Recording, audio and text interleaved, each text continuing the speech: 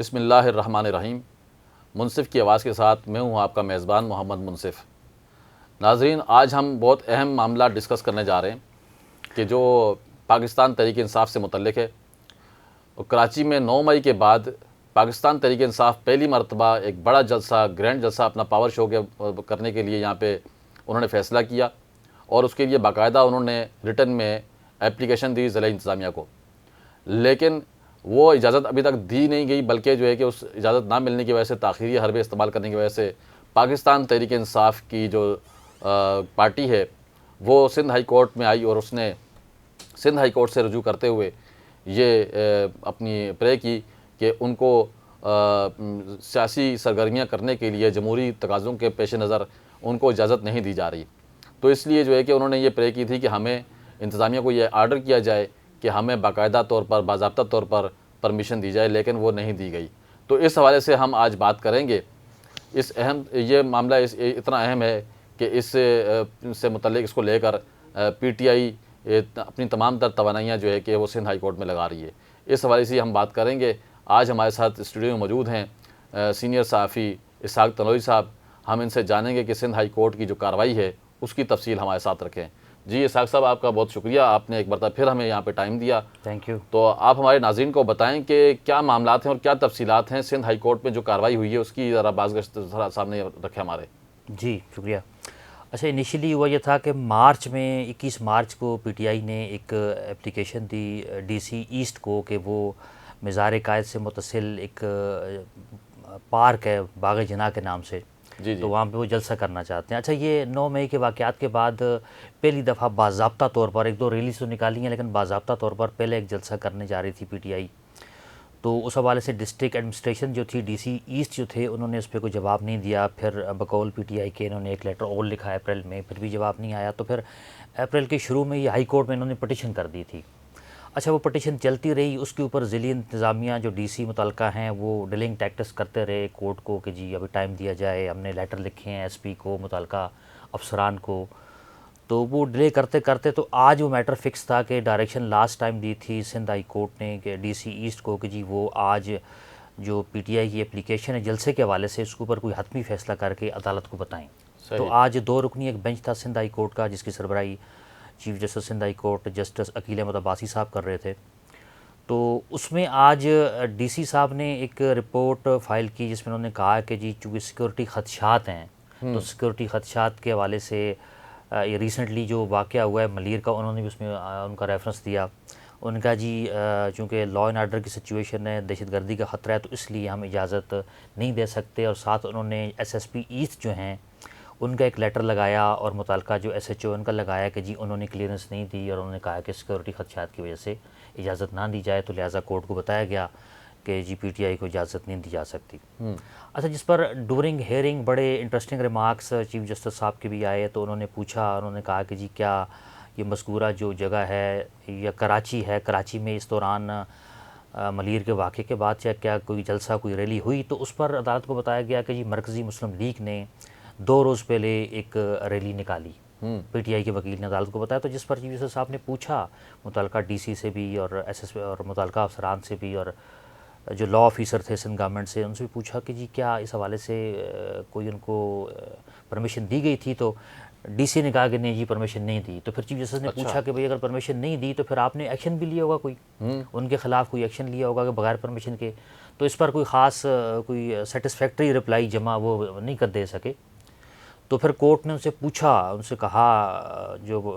وکیل ہیں سندھ گورنمنٹ کے اور جو ڈی سی تھے کہ جی کب تک حالات ٹھیک ہو جائیں گے اور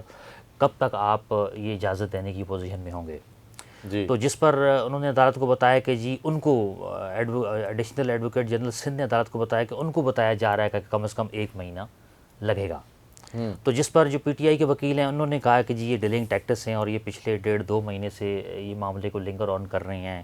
اور ہمیں لیول پلینگ فیلڈ نہیں دی جا رہی، ہمارے ساتھ ڈسکریمنیشن کی جا رہی ہے۔ تو جس پر چیف جسٹس صاحب نے دونوں پارٹیز کو کہا کہ جی آپ اس پہ جو ہے نا وہ آپ دیکھیں، اور ڈی سی کو بھی کہا کہ جی آپ ان کو بغیر اجازت دے دیں، بغیر پرمیشن کی کرنے دیں ان کو۔ تو باقی ان کو پی ٹی آئی کے وکیل کو بھی ایک ریمارکس دیتے ہوئے کہا چیف جسٹس صاحب نے کہ جی اگر خدا نخواستہ کل کوئی انٹوورڈ انسیڈنٹ ہو جاتا ہے تو وہ بھی آپ کے کھاتے میں چلا جائے گا. تو بہرحال اس میں باٹم لائن یہ ہوئی ہے کہ آج انہوں نے جو رپلائی جمع کی ہے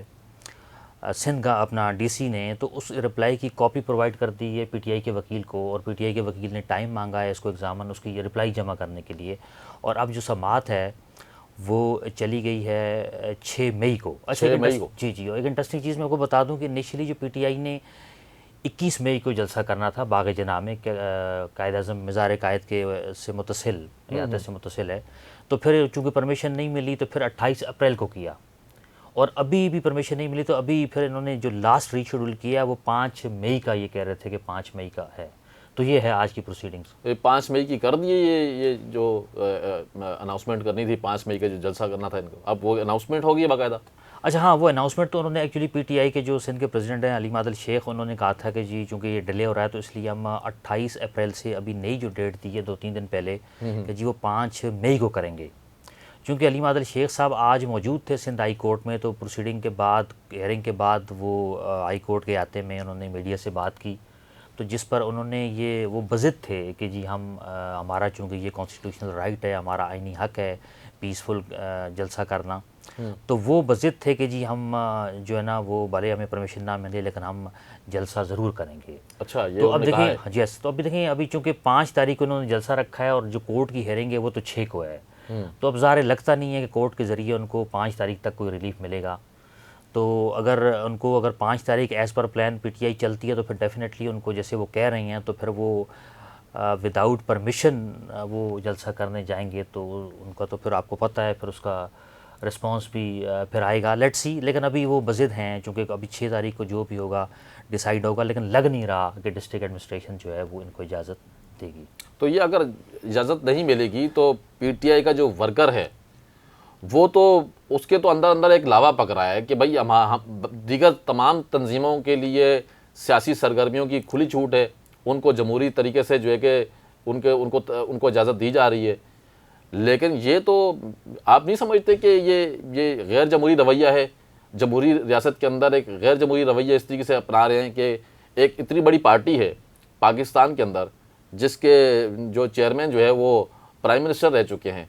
ٹھیک ہے ابھی وہ ان کے جو ہے کہ جو قیادت ہے وہ زیر عتاب آئی ہوئی ہے, لیکن ان کی پارٹی جو بھی ہے ایگزسٹ تو کرتی ہے سسٹر سوسائٹی کے اندر, تو ان کو جو ہے کہ جو سیاسی سرگرمیاں ہیں پولیٹیکل ایکٹیویٹیز ہیں اس کی تو اجازت ہونی چاہیے. اگر یہ اس طریقے سے اجازت نہیں دیں گے تو آپ کیا سمجھتے ہیں کہ یہ صورتحال جو کشیدہ نہیں ہو جائے گی آگے مستقبل میں جا کر؟ جی بالکل, اس طرح کی لاسٹ ہیئرنگ پہ بھی اس طرح کی چیزیں وٹنس ہوئیں. اس میں ایون چیف جسٹس صاحب نے بھی ریمارکس دیے, اور جنرلی اسپیکنگ بالکل یہ تو ایک کانسٹیٹیوشن میں تو پروویژنز ہیں کہ پولیٹیکل پارٹیز اپنا پیسفل جو ہے نا وہ گیدرنگ, پیسفل ریلیز, پیسفل جو دیگر ایکٹیویٹیز ہیں وہ کر سکتی ہیں, اور اس کے لیے جو ہے وہ ایون پاسٹ میں تو پرمیشن کی ضرورت بھی نہیں پڑتی تھی, ریلیز ہو جاتی تھیں. لیکن اب چونکہ تھوڑا سے معاملات 9 مئی کے بعد تھوڑا سے مختلف ہوئے ہیں, پی ٹی آئی کے حوالے سے جو رویہ ہے اداروں کا وہ تھوڑا سا ظاہر چینج ہوا ہے. تو ابھی ریسنٹلی ظاہر ہے کراچی میں بھی تو جلسے وغیرہ ہوتے رہتے ہیں, لیکن یہ پی ٹی آئی ایکچولی یہ ایشو ان کا یہ ہے کہ یہ کافی عرصے سے چاہ رہے تھے کہ جی یہ کوئی اس طرح کی میٹنگ کریں, تو ابھی ڈسٹرکٹ ایڈمنسٹریشن ان کو جو ہے وہ پرمیشن لگتا ہے کہ نہیں دے گی. تو ڈیفینیٹلی لیول پلینگ فیلڈ تو دینی چاہیے, وہ تو دینی چاہیے. دیکھیں لا تو جو ہے نا وہ سب کے لیے برابر ہے. کانسٹیٹیوشن میں آپ کے پاس جو رائٹس, ہاں ایکسٹرا آرڈینری اگر کوئی سرکمسٹانسز ہیں جو سے ایک لا ہمارا کہتا ہے, کانسٹیٹیوشن کہتا ہے کہ اگر واقعی کوئی سیکورٹی تھریٹ ہے یا کوئی اس طرح کے خطرات ہیں یا کوئی دہشت گردی کا خطرہ ہے, یا پھر جو وہاں پہ جو گیدرنگ ہے, جو پارٹیسپینٹ ہے, جو پروسیشن ہے, اس میں سے لوگ مشتعل ہو سکتے ہیں پبلک پراپرٹیز کو یا پھر پرائیویٹ پراپرٹیز کو نقصان پہنچا سکتے ہیں, تو وہ بات ہے. تو وہ تو چلیں ٹھیک ہے, لیکن آج چیف جسٹس صاحب نے بھی یہی کہا کہ بھائی ان کو ڈی سی کو بھی کہا ہے اور ایڈیشنل ایڈوکیٹ جنرل کو بھی کہا ہے کہ جی اگر آپ کوئی مناسب جسٹیفیکیشن یا کوئی مناسب مجھے ریزننگ نہیں دیں گے تو میں آپ کے ساتھ نہیں ہوں. ٹھیک ہے, تو انہوں نے یہ جو نا یہ بڑی امپورٹنٹ یہ ہے, اور مجھے لگتا ہے کہ شاید 6 تاریخ کو سندھ ہائی کورٹ اس حوالے سے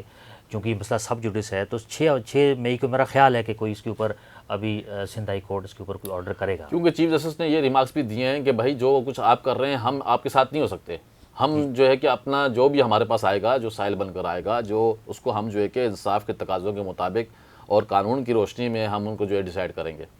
تو بہرحال آپ نے بہت زبردست معلومات کی آپ دی ہمیں, اور ہمارے ناظرین کو جو ہے کہ آپ نے اویئر کیا. آپ کا بہت شکریہ, احمد کا بھی. اور ناظرین یہ بات ہے کہ ایک طرف تو حکومتیں کہتی ہیں کہ ملک کے اندر جو بحران چل رہے ہیں، خاص طور پر جو مالی بحران کا شکار ہے اس وقت، معیشت کا جو ہے کہ جو ستیہ ناش ہوا ہے، اس کے اندر استحکام لانے کے لیے حکومت یہ کہتی ہے کہ تمام تنظیموں کو مل کر جو ہے کہ بحران سے نکلنا ہوگا. اسی طریقے سے جو اسی صورت میں ہم نکالا جا سکتا ہے ملک کو بحران سے. لیکن ہم یہاں پر یہ بھی دیکھتے ہیں کہ سیاسی تنظیم جو اتنی بڑی ایک تنظیم ہے پاکستان کی، کہ جس نے جو ہے کہ وفاق کے اندر اپنی حکومت بھی بنائی، جس نے جو ہے کہ کے پی کے اندر بھی حکومت بنائی، جس نے پنجاب کے اندر بھی حکومت بنائی، اس پارٹی کو جو ہے کہ جلسے کے لیے اجازت نہیں دی جا رہی. اور ایک مرتبہ، دو مرتبہ، تیسری مرتبہ جو ہے کہ جلسے کی جو تاریخ ہے وہ تبدیل کرنے پر پی ٹی آئی مجبور ہو چکی ہے. تو میں یہ سمجھتا ہوں کہ اس طرح کے جو غیر جمہوری رویے ہیں جمہوری ریاست کے اندر، وہ ملک اور عوام کے لیے، دونوں کے لیے مناسب نہیں ہے. اس کا نقصان ہوگا مستقبل میں. ہم یہ دعا کرتے ہیں اور ہم یہ امید رکھتے ہیں کہ آنے والے وقت میں انتظامیہ اور حکومت اس میں اپنا مثبت رول پلے کریں گی، اور